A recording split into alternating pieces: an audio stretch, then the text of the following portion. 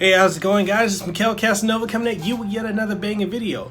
And in this video, I want to talk about a game that you need to be playing, a game that I consider the sleeper hit of the Nintendo Switch and other platforms it's on.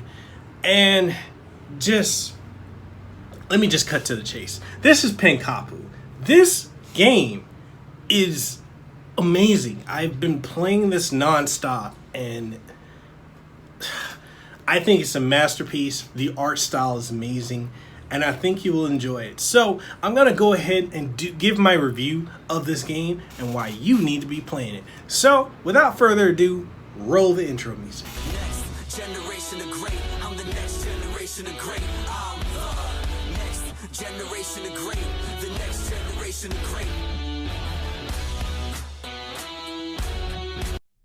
I'm going to say this, and it's quite simply, the first thing you notice about Pankapu is just how utterly gorgeous it is. The hand-drawn art, it's simply sumptuous, and it's full of color. The environments that jump out of the game as if you were staring at a painting in an art gallery. Particularly when you're in handheld mode, Pankapu looks stunning on the Switch screen, and even more crisp and clear on the big screen. And regardless of whether you play portably or on the big screen, there's no hint of slowdown whatsoever. So Pankapu is a narrative action platformer. The thing is, it's so much more than that. The game sets itself aside from other platformers with the addition of some RPG inspired elements. So Pankapu takes place in Omnia, a dream world full of colors and happiness. That is until one day the dream world is attacked by the Prince of Nightmares, Gangrene. As a last resort, Ikitomi, the Dreamkeeper, concentrated all the remaining dream powers in Omnia to give birth to a guardian named Pankapu. The story of Omnia is told to a child, Jariel, who is troubled by nightmares. His father tells him the story about Omnia to help him sleep better. Although the main focus is on Pankapu himself, which has a straightforward and in my opinion, it's very well told storyline, we also get to see little bits and hints of Jariel's darker and more sinister story. The player has to reconstruct his story piece by piece in order to fully understand what happened to him, sometimes even by finding little pieces of lost memory in the dream world of Omnia. This dynamic between the parallel narratives makes it a genuinely touching and thought-provoking emotional story. The player fights through hordes of enemies while using different weapons and different skills, and even upgrading those in a skill tree called Nebula. Pankapu. The game starts out with the Guardian with only a sword and shield, but as the story goes forward, Pankapu picks up different skills and even different weapons, and the combat mechanics get gradually more and more interesting the further the story develops. This helps keep the gameplay fresh and interesting, while new skills feel each time like a newfound superpower to use against new enemies, and that's simply because they as well keep evolving. While starting out as little bouncing blobs, they will soon turn into your biggest nightmare. So if you felt strong towards the end of a chapter, cherish that moment, simply because the next chapter you will feel just as weak as when you started. There is never, and I mean never, a dull moment, because they keep changing your playstyle by constantly throwing new things at you by every turn. This, to me, is the real appeal of the game, because the first time you get to shoot with a bow, oh my god, it's a blast, let alone when you get any of your other abilities, and the ability to throw your sword like a boomerang and it comes back to you. Man, that was amazing.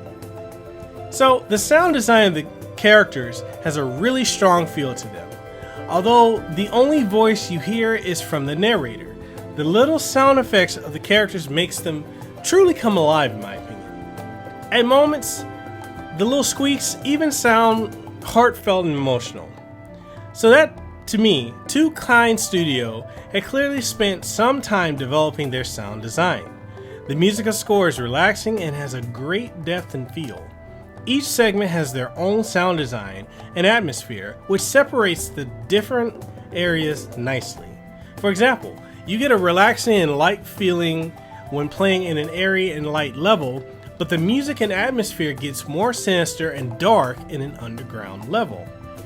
As the game progresses, the first world feels like a million miles away, if not billions of miles away, from the rest of the game.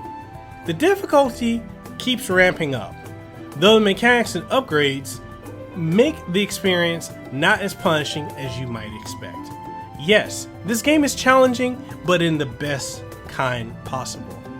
It's certainly not easy, and that's to the benefit of the game as a whole, and that does make me wonder if younger players, probably around the ages of 6 and a little bit up, maybe a little bit below 11, will make what they will make of difficulty jumps after sailing through the first world. How you utilize your new abilities will be tested throughout, and you have to stay on your toes. Pankapu has this lovely way of holding your hand, and then eventually it will throw you off the cliff. And as a whole, it just works. It can be frustrating, yes, but it's just so much fun and beautiful to look at that you don't really notice and enjoy the challenge because you want to see what's next. You will be yelling and dying a lot, trust me, but you will also be marveling at this charming piece of art.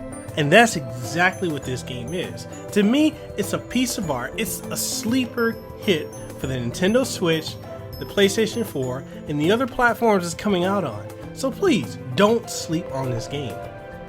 And even if the game may have its ups and downs, it certainly makes for a touching story and a beautiful world. The quality that Two Kind Studio put in this game, man, do they deliver, and is surely to be noted. And if you like platformers, if you like action RPGs, and if you like adventure games with compelling narratives, beautiful art design, and fun gameplay, Pankapu is sure one to give you a good time. And this game gets the Kasanova seal of approval, so that means go out and buy this right now. Alright guys, that wraps up the review of Pankapu for the Nintendo Switch. It's also available on other platforms, so if you guys want to check it out, you can get it on PS4, you can get it on Steam and other platforms that's available on. And I just have to say, I love this game so much. I really want to give a big shout out and thank you to Two Kind Studios for sending me a review code to be able to play this game. Even if they hadn't, I was going to buy this anyway because the art style alone. This is a gorgeous, gorgeous looking game, and you gotta see this in motion. You gotta play this. It's so responsive, it's so gorgeous. I'm gushing right now at how amazing this game is, and you need to play it. So again, thank you to Two Kind Studios for allowing me to review it, and thank you guys for watching. And until next time, I will see you in the next video, review, or live stream, or whatever I will be doing on this channel, because I'm an anime. So, until next time, it's MekelKasanova. I'm signing out, and I'll see you in the next one. You got the spotlight, girl, you demand all the attention. Starry-eyed, maybe I need a new prescription. I see you on top of me, I'm having visions. While you spin it around, I'm getting dizzy, baby. Drop and roll, hot